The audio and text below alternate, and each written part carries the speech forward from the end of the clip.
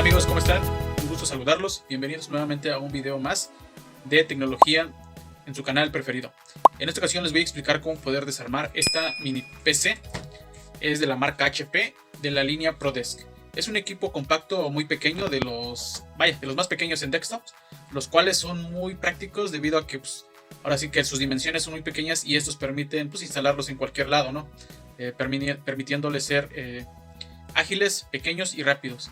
En esta ocasión cuenta con un disco de estado mecánico, por lo cual vamos a incrustarle este disco de estado sólido para poderlo hacer más rápido. Este es un equipo que tiene un procesador Core i5 y 12 GB en RAM. Vamos a proceder. Para ello vamos a quitarle el seguro que se encuentra aquí. Vamos a deslizarlo hacia el icono donde se muestra este pequeño candadito. Los voy a voltear para que lo puedan visualizar. Y vamos a empujarlo hacia acá.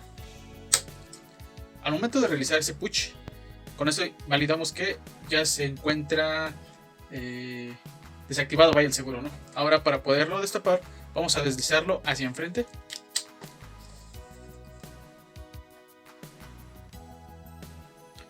Y una vez ya deslizándolo, ahora sí ya podemos destaparlo. Este equipo, como les comentaba, es muy compacto. Es muy compacto. Y aquí ya agregamos